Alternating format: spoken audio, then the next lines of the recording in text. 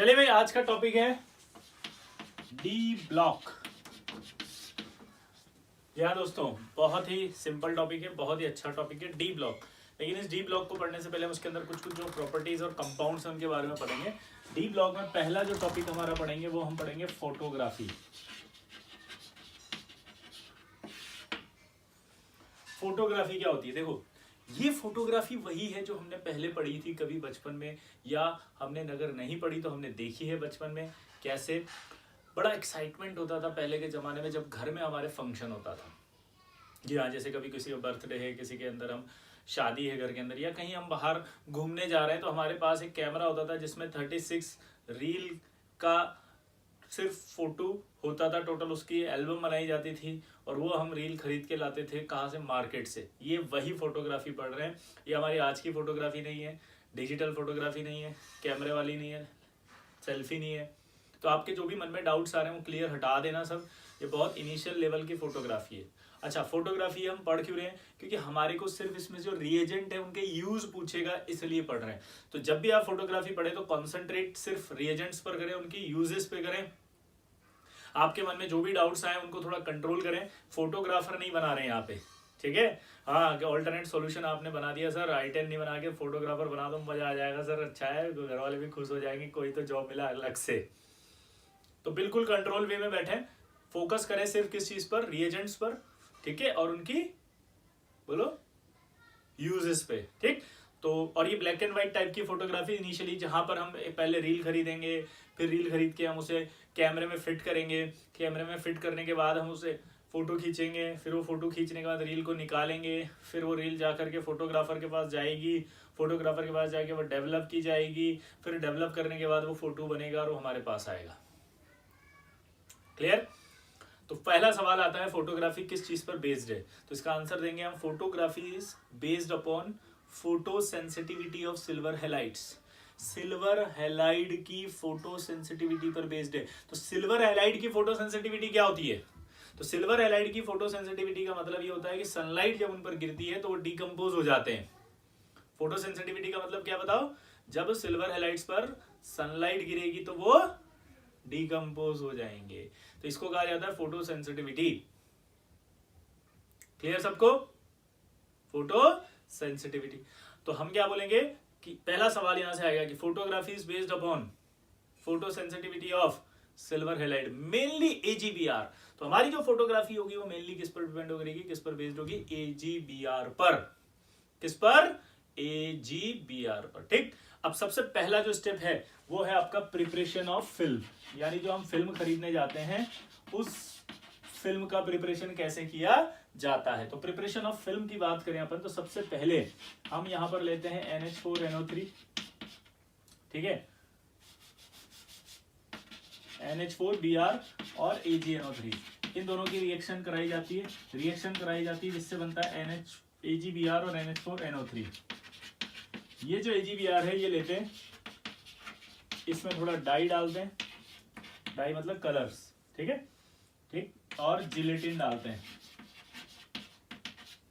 और इसका बना लेते हैं पेस्ट। इस पेस्ट को हम ड्राई करते हैं, कहां पर? अंधेरे कमरे में। कैसे करते हैं? ये जो पेस्ट लिया, इस पेस्ट की कोटिंग करते हैं हम सेलुलोज स्ट्रिप्स या ग्लास शीट पर।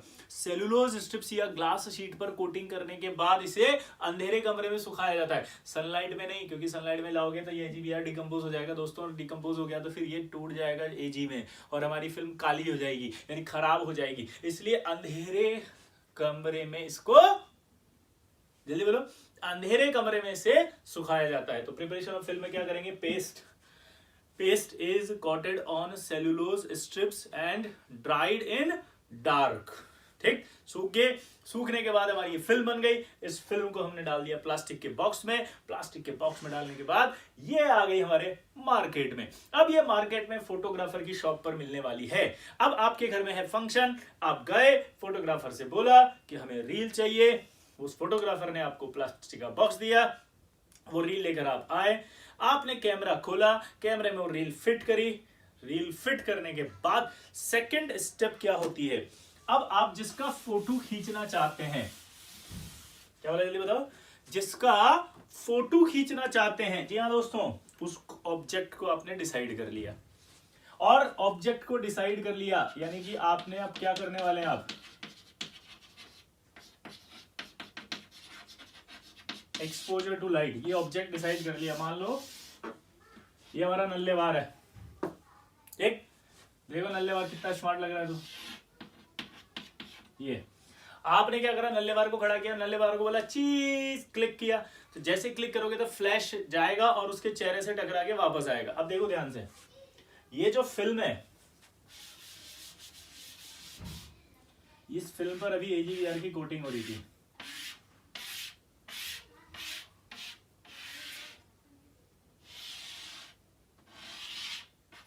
फील करो,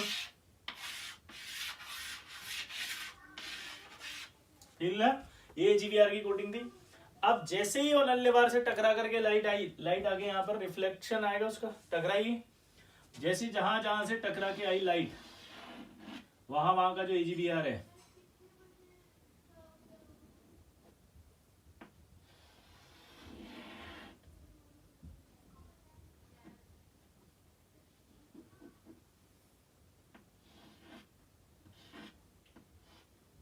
वो बन गया, ये ठीक है, ये AGVR आ गया, ये नल्ले बार बन गया। क्लियर?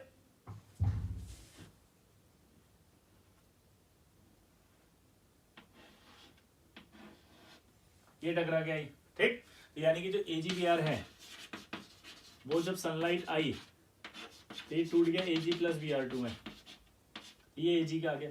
लेकिन अब एक प्रॉब्लम है कि जब लाइट जाती है, लाइट वापस रिफ्लेक्ट होके आती है, तो ऐसा तो बिल्कुल नहीं होगा कि चेहरे से या किसी भी बॉडी के पार्ट से जब वो आई टकरा के तो सेम आई, ऐसा तो नहीं होगा।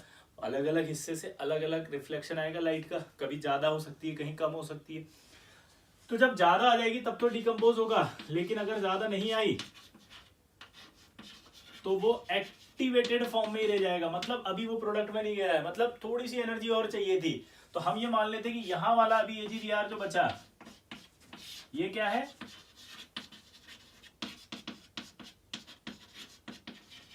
एक्टिवेटेड AGVR, क्या है, एक्टिवेटेड AGVR है ये एक्टिवेटेड AGVR है अभी, यानी कि इसको थोड़ी सी और लाइट मिलती तो ये प्रोडक्ट में कन्वर्ट हो जाता। तो एक AGVR तो बचा एक्टिवेटेड, और एक AGVR जो यहां दिख रहा है ये बचा अनरिएक्टेड। ये पूरा AGVR यहां पर अभी इसका यूज नहीं हुआ है, ठीक। अब देखो, अब अगर आपको पुरानी वाली याद हो फोटोग्राफी, तो उसमें जब फोटो खींचता था तो फोटो खींचने के बाद हम रील को ऐसे देखते नहीं थे खोल के, हम उसे क्या करते थे, फोटोग्राफर को देके आते थे, हम उसे क्या करते थे, फोटोग्राफर को देके आते थे। तो यहाँ फोटोग्राफर को ही देके आना पड़ेगा। अब फोटोग्राफर को जब देंगे हम तो वो क्या करेगा, डेवलपिंग, सेकंड पार्ट हो गया एक्सपोजर टू लाइट। अब थर्ड पार्ट क्या आएगा, डेवलपिंग, थर्ड पार्ट क्या आएगा, डेवलपिंग।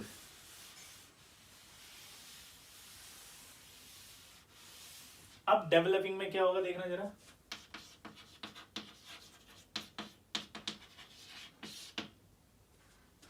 डेवलपिंग के अंदर क्या होगा कि ये दो हमारे पास AGVR है, एक तो ये एक्टिवेटेड AGVR है, इस एक्टिवेटेड AGVR के लिए एक माइल्ड रिड्यूसिंग एजेंट लिया जाएगा एसिडिक मीडियम में, क्विनॉल, ये इसको रिड्यूस करेगा और खुद ऑक्सीडाइज हो जाएगा क्विनोन में।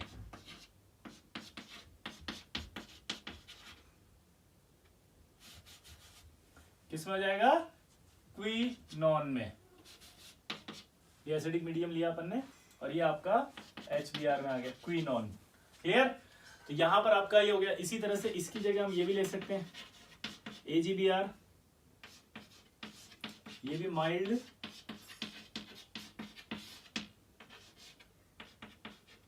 रिड्यूसिंग एजेंट है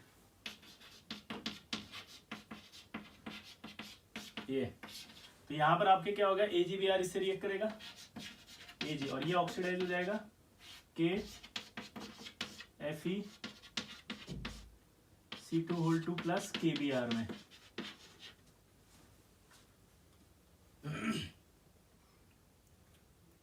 ठीक है, तो यहां पर आपका ये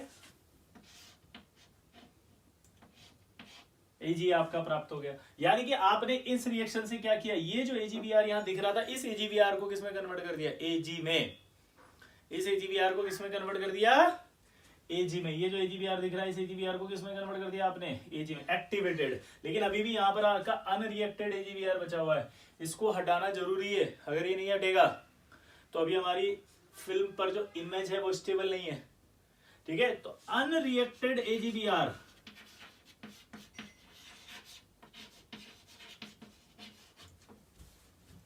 unreacted AGVR is removed by hypo solution, sodium thiosulphate. Sodium thiosulphate को क्या कहते हैं, हाइपो सॉल्यूशन। और ये आपका अनरिएक्टेड AGVR इस हाइपो सॉल्यूशन से रिएक्ट करता है और रिएक्ट करके एक कॉम्प्लेक्स बना लेता है।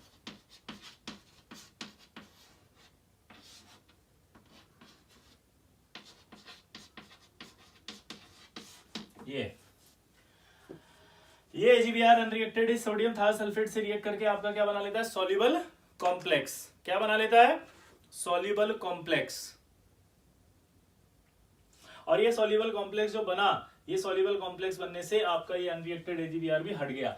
अब देखो ध्यान से, यहां पर कहीं पर भी पूरी फिल्म पर AGVR बचा नहीं, तो आपकी जो इमेज है वो स्टेबल हो गई। और इमेज अगर स्टेबल हो गई तो अब इसे कहा जाता है नेगेटिव। अगर आपको याद हो पुराना, तो उस नेगेटिव को निकाल के हम सनलाइट में आप देख सकते हैं, भूत जैसी शक्ल नजर आती थी। क्या आती थी, भूत जैसी, ऐसे। वो अब सनलाइट की प्रेजेंस में दिखेगा, वो टूटेगा नहीं, फटेगा नहीं, कुछ नहीं होगा, वो स्टेबल इमेज आ गई, ठीक है। पहले के जमाने में उसी नेगेटिव को संभाल के रखा जाता था, कई सालों तक फोटोग्राफर वो नेगेटिव अपने पास रखते थे। और जब हम कभी नेगेटिव का नंबर बताते थे फोटोग्राफर को, तो वो वापस उस फोटो से, मतलब उस नेगेटिव से फोटो निकाल देता था। दैट इज कॉल्ड, ठीक, नेगेटिव। ये आपका नेगेटिव। अब नेगेटिव के बाद क्या होता है, प्रिंट ऑन पेपर। अगला क्या आएगा,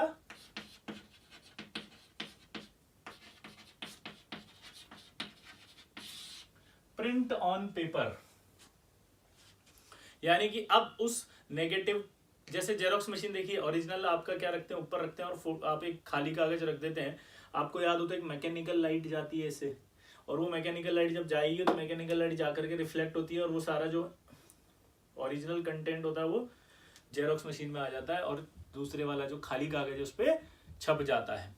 सेम वही है कि वो नेगेटिव पर आप एक मैकेनिकल लाइट डालते हो तो जो इमेज होती है वो फोटोग्राफिक पेपर पर आ जाती है, ठीक है। यहां पर भी वही होता है कि when mechanical light is allowed to fall on photographic paper then image is obtain. इस तरह से आपको एक फोटो की इमेज आ जाएगी, वो फोटो हम घर पे लेके आ जाते हैं, ठीक है। तो ये कहलाती है फोटोग्राफी, ठीक। फोटोग्राफी करने के बाद एक और फोटोग्राफी में प्रोसेस होता है जिसका नाम होता है टोनिंग। क्या नाम होता है, टोनिंग। क्या नाम होता है, टोनिंग। अभी टोनिंग क्या होती है जरा देखना। अब सपोज हमारा नल्लेवार जो है उसने बोला कि यार मैं तो, आप मजाक उड़ाते हो मेरा, यार ये गलत बात है सर। आप नल्लेवार ने बोल दिया ये आप मजाक उड़ाते हो, आपको पता नहीं मैं कौन था। मैंने पूछा कौन था भाई नल्लेवार तू? बोला सर मैं राजा था पिछले जन्म में महाराष्ट्र का। हम बोले ऐसा? बोला हाँ सर मेरी हवेली देखो। ये अपनी पुरानी हवेली में ले गया और इसने फोटो दिखाया। तो राजा का फोटो जब देखते हैं तो ओरिजिनलिटी नजर आती है राजा के फोटो में, तो ऐसा लगता है हाँ यार राजा का फोटो है। तो राजा लोग जो पुराने जमाने में क्या था, फोटोग्राफी इतनी एडवांस नहीं थी, तो अगर एक कॉमन मैन खिंचा रहा है तब भी ब्लैक एंड व्हाइट फोटो है, और एक राजा खिंचा रहा है तब भी ब्लैक एंड व्हाइट फोटो, तो फील नहीं आती थी कि यार ये ओरिजिनल में राजा का है। क्योंकि राजा का फोटो ऐसे स्टाइल में होता था, बिल्कुल सोना चांदी गहने मुकुट वुकुट सब पहना हुआ है, और एक गरीब आदमी का फोटो तो बिल्कुल मेरी तरह ही था, गरीब आदमी गरीब टीचर गरीब सब्जेक्ट जैसा, ठीक है। तो वो राजा ऐसे, तो नल्लेवार का फोटो दिखाया, नल्लेवार ने क्या ऐसे था, मैं ये देखो मेरा फोटो। तो नल्लेवार का जो फोटो था वो देखो कैसा था, कि ये नल्लेवार देखो गोल्ड पहना होता है तो गोल्ड जैसा दिखना चाहिए फोटो, और राजा लोग ऐसे कानों में गोल्ड पहनते थे। तो राजाओं के फोटो के लिए या फोटो को चमक देने के लिए या ओरिजिनलिटी प्रदान करने के लिए इस प्रोसेस का किया जाता है, उसका नाम होता है टोनिंग। अब इस टोनिंग में करते क्या है वो समझना। टोनिंग में पहले तो फोटो खींच लिया, फोटो खींचने के बाद जिस हिस्से पर फोटो खींचा अपन ने, जिस हिस्से पर राजा ने गोल्ड पहना हुआ है उस हिस्से पर हम क्या करते हैं, सिल्वर की कोटिंग कर देते हैं। जी हाँ, जहां गोल्ड पहना था वहां सिल्वर की कोटिंग कर दी ऐसे।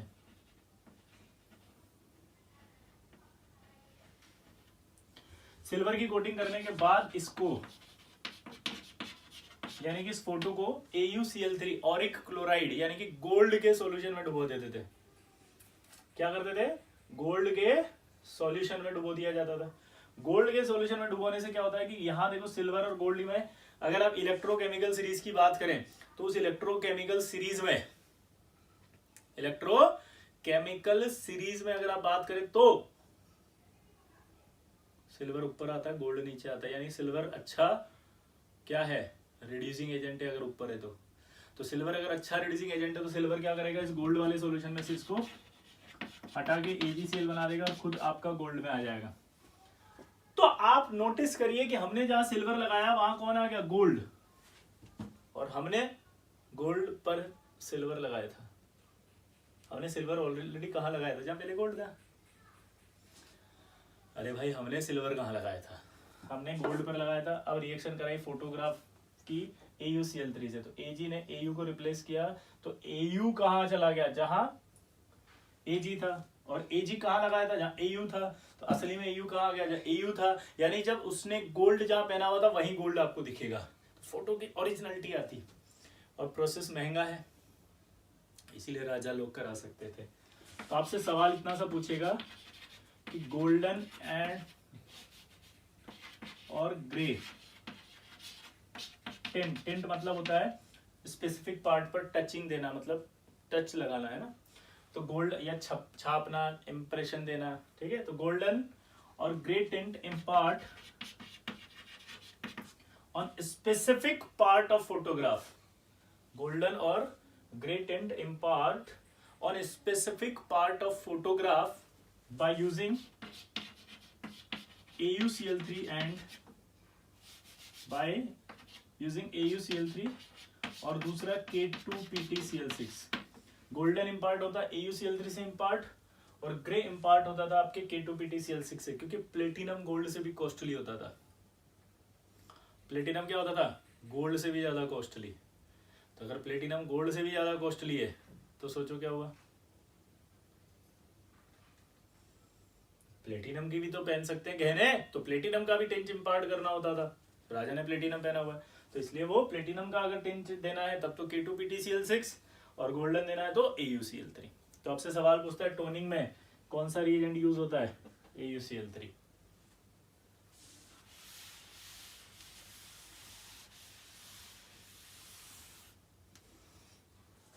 ये आपके खत्म हुआ कौन? फोटोग्राफी। फोटोग्राफी के बाद जो इंपॉर्टेंट आता है वो आता है प्रिपरेशन ऑफ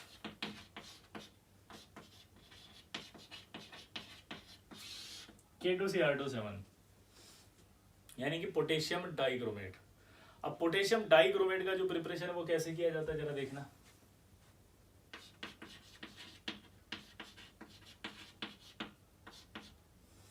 FeO.Cr27 लेते हैं प्लस इसकी रिएक्शन कराई जाती है Na2CO3 से प्लस इसकी रिएक्शन कराते O2 से।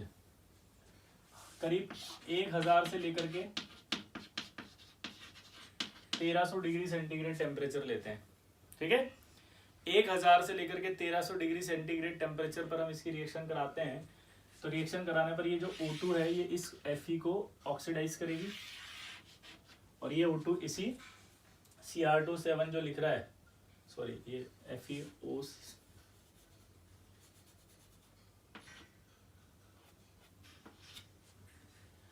CrFeCrO4 यानी कि आपको याद होता क्रोमाइड और होता था, याद है?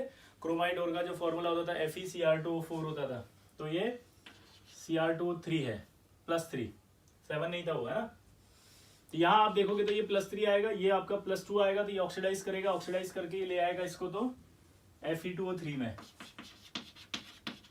और ये आपका +6 में आएगा, वो +6 इससे फ्यूज हो जाता है और बनाता है Na2CrO4 प्लस CO2 बाहर आ जाएगी। ये इनसॉल्युबल होता है वाटर में और ये होता है आपका सॉल्युबल। तो इसका मतलब इसको क्या करना है? Dissolve in water.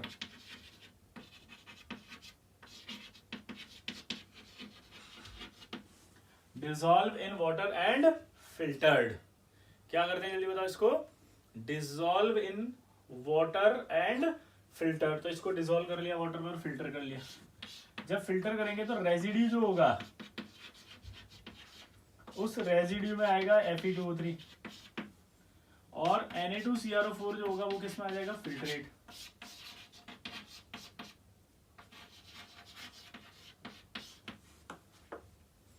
क्या बोला दोबारा बताओ मैंने?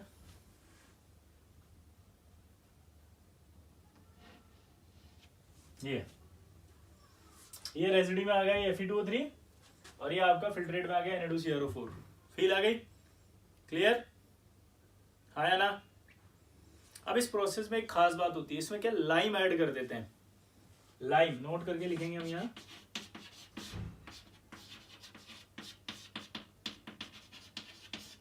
लाइम। अब लाइम ऐड क्यों करते हैं? तो लाइम ऐड करने का जो रीजन होगा वो रीजन होगा कि Na2CO3, ये लाइम जो होता है वो Na2CO3 के साथ डाला जाता है। तो जो लाइम Na2CO3 के साथ डालते हैं तो उसका काम होता है कि ये गैसों को एब्जॉर्ब कर लेगा। अगर ये एब्जॉर्ब कर लेगा तो फायदा क्या होगा? It helps the mass keep porous, यानी कि मास को पोरस रखने के लिए काम करता है। It helps to keep the mass porous.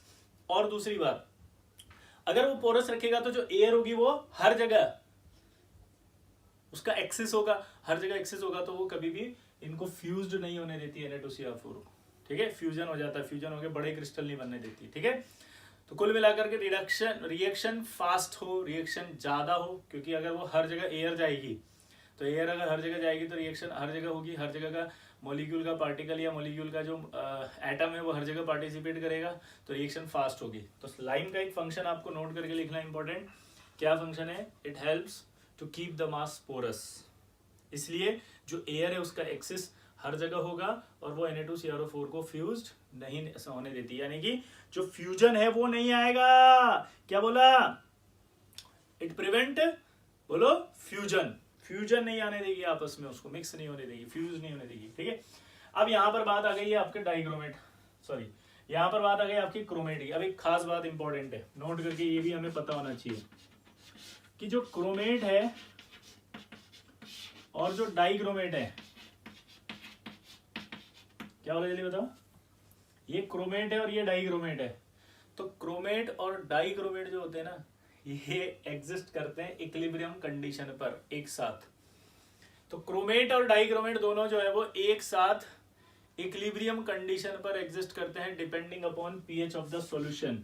अगर हम पीएच क्या करेंगे 7 से ज्यादा तो बेसिक होगा, और अगर हम पीएच 7 से कम तो एसिडिक होगा। ठीक है,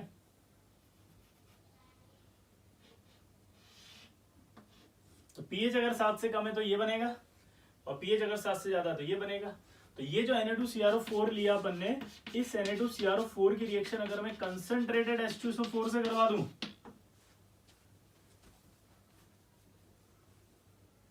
अगर इस Na2CrO4 की रिएक्शन हम किससे करवा दे? H2SO4 से। तो H2SO4 से करवा दे अगर, तो यहां पर आपको ऑब्वियस सी बात है क्या बन जाएगा? डाइक्रोमेट और Na2SO4, ये आपका बन गया Na2Cr27 डाइक्रोमेट, सोडियम डाइक्रोमेट। अब सोडियम डाइक्रोमेट बनने के बाद ये जो Na2SO4 बचा, सॉल्ट केक बोलते हैं इसको, याद करो। और अगर ये Na2SO4.10H2 होता तो इसे कहते हैं ग्लोबर सॉल्ट। इसकी सॉल्युबिलिटी का जो है वो एक बहुत ही इंटरेस्टिंग फीचर होता है कि ये जो Na2SO4 है, सॉल्ट केक है, इसकी सॉल्युबिलिटी 32.4 डिग्री तक मैक्सिमम होती है। 32.4 डिग्री तक मैक्सिमम होती है और उसके बाद ये अचानक घटने लगती है। तो यानी कि हमें इसकी सॉल्युबिलिटी ऑलरेडी पता है। हमें जब इस Na2SO4 की सॉल्युबिलिटी पता है तो अपने आप ही समझ गए आप कि ये मैक्सिमम सॉल्युबल कितने पर होगा? 32.4 पर। तो हम यहां जानबूझ करके ऐसा सूटेबल टेम्परेचर एम्प्लॉयड करते हैं जिससे Na2SO4 के क्रिस्टल बाहर आ जाए।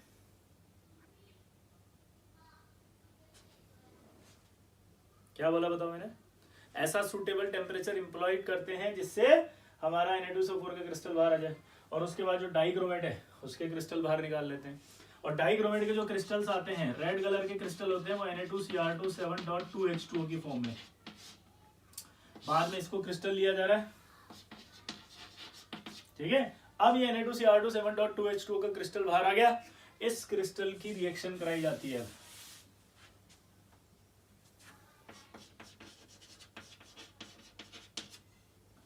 इसकी रिएक्शन कराई जाती है किससे? KCl से, और डबल डीकंपोजिशन रिएक्शन कहते हैं इसको।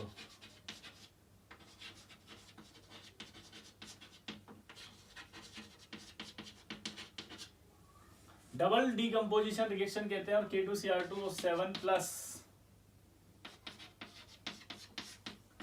यहां पर बनता है वापस NaCl। इस तरह से हमें प्रिपरेशन ऑफ K2Cr2 7 मिलता है।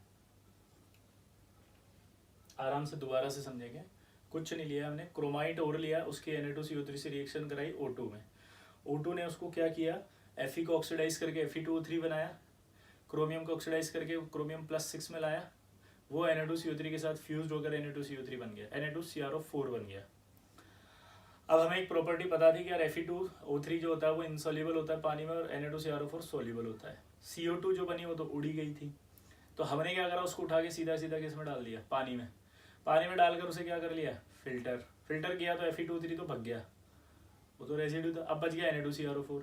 ये Na2CrO4 की प्रॉपर्टी हमको पता है कि यार एसिड डाल दो तो वो डाइक्रोमेट में कन्वर्ट हो जाएगा, तो हमने एसिड डाल दिया, एसिड डालती डाइक्रोमेट बन गया। डाइक्रोमेट के साथ हमने क्या बन गया, ये Na2SO4। अब ये जो Na2SO4 बना,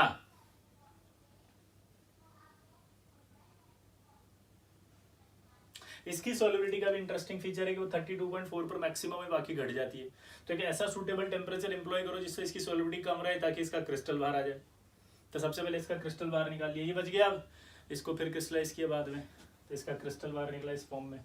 उस क्रिस्टल की रिएक्शन करा दी KCl से, तो आपके बन गए K2Cr2 7। इस पूरे प्रोसेस में एक इंपॉर्टेंट बात आई थी, लाइम क्यों डाल रहे थे Na2CO3 के साथ?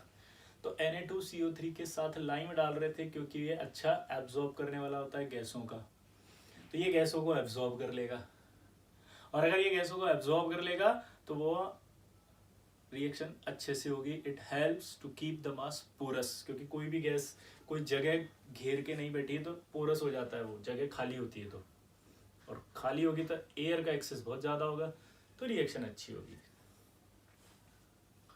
अब इस पूरे प्रोसेस के अंदर एक डाउट जो इंपॉर्टेंट है वो पता है क्या है, हमें बनाना था K2Cr2 7, तो हमने यहाँ जब रिएक्शन कराई तो Na2Cr2 7 से क्यों कराई, Na2CO3 से क्यों कराई? क्योंकि अगर यहाँ पर डायरेक्ट ही हम K2CO3 लेते तो यहाँ बनता है K2Cr4, K2Cr4 लेते और डायरेक्ट डालते H2SO4, तो यहाँ K2Cr2 7 और K2SO4 बन जाता, और जब K2Cr2 7 यहीं पर बन गया तो एक स्टेप बच जाते ना अपन।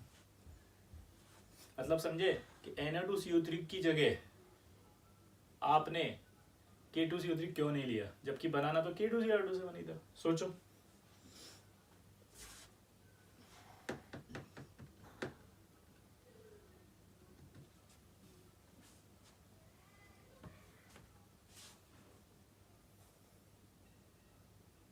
उसका रीजन सुनो।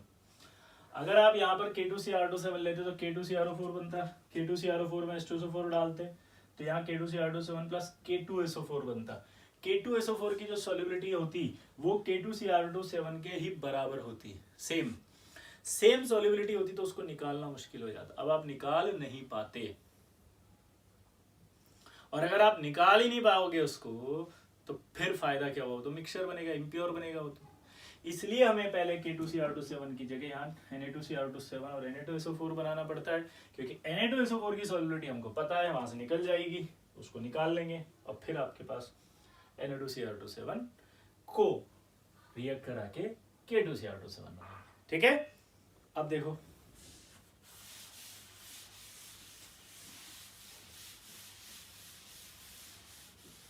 तो हमें एक प्रॉपर्टी तो याद होगी इसकी कि भाई K2Cr2 7 जो होता है वो एसिडिक मीडियम में आपका होता है, और ये CrO4 माइनस डाइक्रोमेट जो है वो किस में होता है,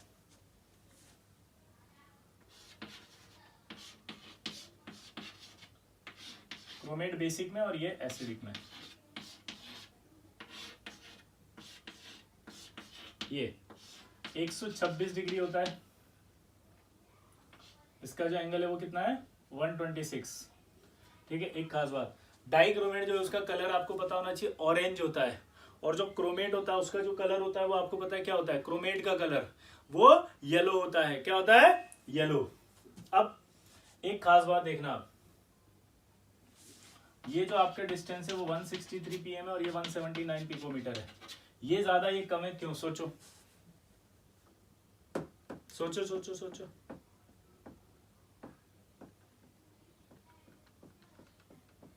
अब मालूम है ये -2 आएगा यहाँ पे, यानी कि एक माइनस यहाँ, एक माइनस यहाँ पर आपका डबल बॉन्ड होता है ऐसे, और जब यहाँ डबल बॉन्ड होगा तो ये -2 हटा दें। अब तो रेजोनेंस होगा, रेजोनेंस होगा तो क्या होगा,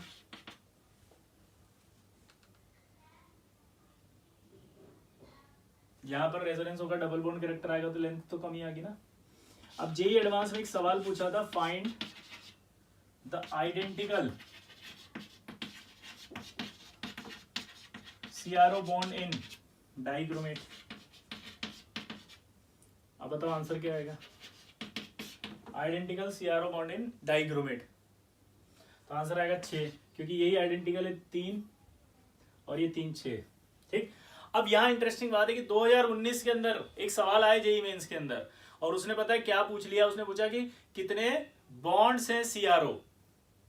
अब यहाँ फंस गए अपन, क्योंकि कितने बॉन्ड्स हैं CRO की बात अगर अपन करें तो यहाँ ऐसे देखा जाए तो 1 2 3 4 5 6 7 8 9 10 11 12 बॉन्ड आ रहे हैं। देखो एडवांस का सवाल आया है, लिख दिया मैंने। जेईई मेंस ने आंसर क्या दिया, 9। उसका रीजन है कि एनसीईआरटी में जो स्ट्रक्चर उन्होंने दिया है स्केलेटन, वो ये दिया है।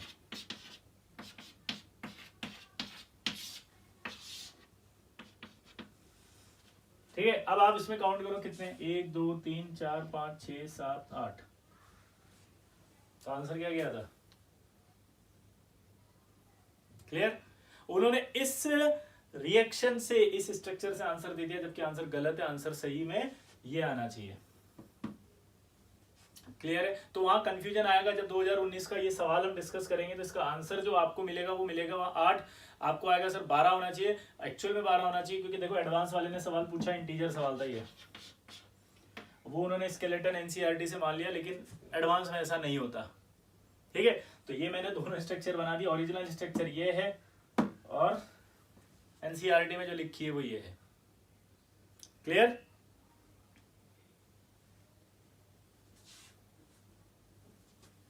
तो आंसर लिंकेज होना चाहिए था वहां पे, अगर वो लिंकेज पूछ लेता तो करेक्ट हो जाता, क्योंकि लिंकेज तो 8 ही है। ठीक है, बॉन्ड पूछ लिया इसलिए गड़बड़ है, तो वहां हो सकता है आपको वेरिएशन नजर आए, तो आप कंफ्यूज मत होना, दोबारा ऐसा आंसर नहीं आता। वो क्या करेक्शन कर देते हैं, फिर अपडेटेड आंसर की नहीं डालते वो, तो फिर अपडेटेड आंसर की नहीं होती, तो अपडेटेड आंसर की आपके पास पहुंचती नहीं है, जिस वजह से आपको कंफ्यूजन हो जाता है कि शीट में मिस प्रिंटिंग है, हमने वहां ये देखा ऐसा। आपको क्लियर कॉन्सेप्ट आ गया, जेईई एडवांस में जो आएगा वो सही आएगा आंसर। ठीक है, अब जो बात आती है खास, वो क्या आती है कि जो सोडियम डाइक्रोमेट है एंड पोटेशियम डाइक्रोमेट है, sodium dichromate and potassium dichromate both are strong oxidising agent. ठीक है, both are strong oxidising agent, दोनों अच्छे स्ट्रॉन्ग ऑक्सीडाइजिंग एजेंट है। एक खास बात हो, सोडियम के जितने भी सॉल्ट्स होते हैं ना वो वाटर सॉल्युबल होते हैं, तो वाटर सॉल्युबल होने के वजह से ही सोडियम जो है वो ऑर्गेनिक केमिस्ट्री के अंदर मतलब बहुत ज्यादा ऑक्सीडाइजिंग एजेंट के तौर पर यूज किया जाता है। सोडियम डाइक्रोमेट जो होता है वो बहुत ज्यादा यूज किया जाता है किसमें, ऑर्गेनिक केमिस्ट्री के अंदर as a oxidising agent, because sodium के सॉल्ट ज्यादा सॉल्युबल होते हैं। ठीक है, दूसरी बात, पोटेशियम डाइक्रोमेट जो होता है वो प्राइमरी स्टैंडर्ड के लिए यूज किया जाता है। जब आप स्कूल में जाएंगे और प्रैक्टिकल्स करेंगे तो वहां आपको ब्यूरेट मिलती है, उस ब्यूरेट के अंदर आप देखेंगे, अगर उस ब्यूरेट के अंदर आप अगर देखेंगे तो ब्यूरेट के अंदर जो भरा होता है ना डाइक्रोमेट सॉल्यूशन होता है, वो ठीक है। वो डाइक्रोमेट सॉल्यूशन जो होता है, वो डाइक्रोमेट सॉल्यूशन आपके यूज किया जा सकता है प्राइमरी स्टैंडर्ड के लिए, यानी वॉल्यूमेट्रिक एनालिसिस के लिए, ठीक है। ये लेबोरेटरी में अपने आप पता लग जाएगा आपको। तो पोटेशियम डाइक्रोमेट जो होता है वो आपके as a primary standard use किया जाता है। अब अगर हम बात करें डाइक्रोमेट जो है वो एसिडिक मीडियम में, अगर हम बात करें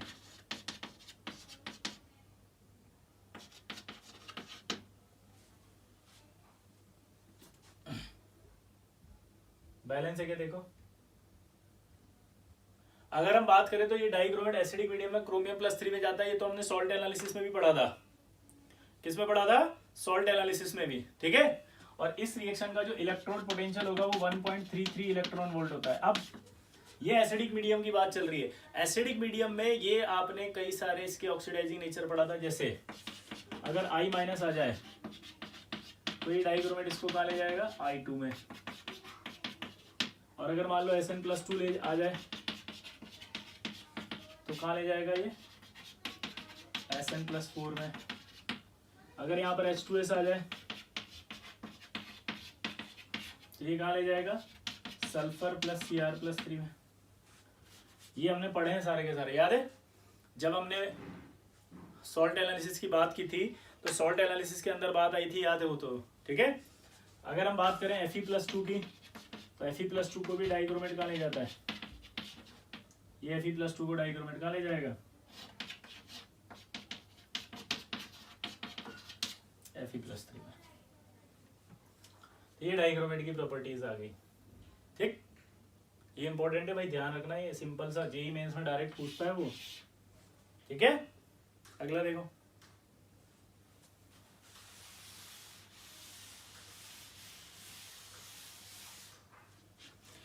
अब जब बात करते हैं कि हम, ध्यान से सुनना, कि एक खास बात देखना, मेंडलीफ पीरियोडिक टेबल से आएगी वो कि क्रोमियम और सल्फर का अगर हम कॉन्फ़िगरेशन देखें तो 3d5 4s1 होगा। इसका आएगा आपका 3s2 3p4। तो ध्यान से देखोगे आप तो यहाँ पर भी 6 इलेक्ट्रॉन है, वहां भी 6 इलेक्ट्रॉन है। वैलेंस इलेक्ट्रॉन की बात हो रही है, देखो आप, ये वैलेंस इलेक्ट्रॉन 6 है, यहाँ भी वैलेंस इलेक्ट्रॉन 6 है। क्या बोला जल्दी बताओ? यहाँ पर भी वैलेंस इलेक्ट्रॉन 6 है, यहाँ भी 6 है। और अगर आपको याद हो तो मेंडलीफ ने इसे 6th B में रखा था और ये आपका 6th A में है, ऑक्सीजन फैमिली। ऑक्सीजन फैमिली याद है? चेल्कोजन फैमिली भी कहा जाता है, ओर फॉर्मिंग फैमिली। तो यहां पर जब आप देखोगे तो दोनों में वैलेंस इलेक्ट्रॉन 6 है। इस वजह से इनकी कुछ प्रॉपर्टियां सेम पाई जाती है। जैसे अगर हम बात करें क्रोमियम की तो क्रोमियम क्रोमियम CrO3 बनाएगा तो ये SO3 बनाएगा। ये CrO2Cl2 बनाएगा तो ये SO2Cl2 बनाएगा। क्रोमिल क्लोराइड टेस्ट में अगर याद हो तो CrO2Cl2 को NH में से पास करने पर क्रोमेट बना था। इसमें से पास करने पर ये भी क्रोमेट की जगह सल्फेट बना देगा। इसकी जो स्ट्रक्चर होती है बीटा,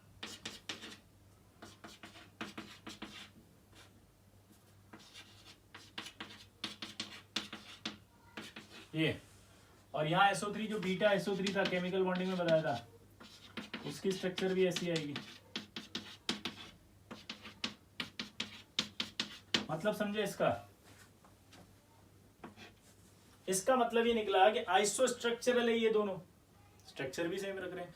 CrO3 और SO3 दोनों के स्ट्रक्चर सेम आ रही, दैट मींस आइसो स्ट्रक्चरल है दोनों।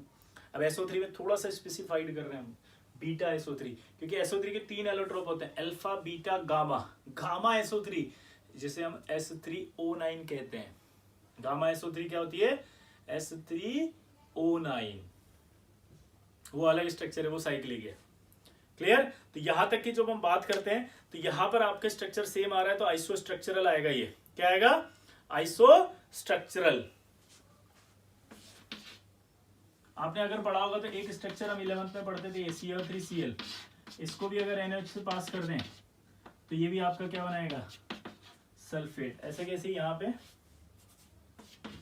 CrO3 Cl माइनस, इसको भी NH में से पास कर दें तो ये बनाएगा आपका CrO4 माइनस 2। ठीक, तो ये सारे के सारे इनकी प्रॉपर्टी होती है क्रोमेट में similar to sulphate.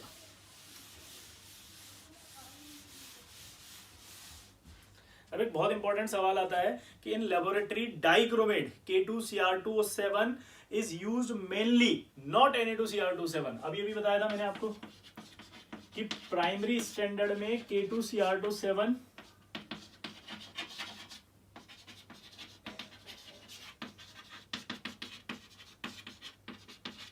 Not sodium dichromate. Why? बहुत सिंपल है। एक्चुअली आप थोड़ा सा जब प्रैक्टिकल करने जाएंगे तब आपको पता चलेगा कि जब हम वॉल्यूमेट्रिक एनालिसिस करते हैं तो इसका जो सॉल्ट होता है वो N1V1 में कंफर्म होता है V1 कितना है। मान लो हमने ये लिया आपका 10 ml, तो ये फिक्स है।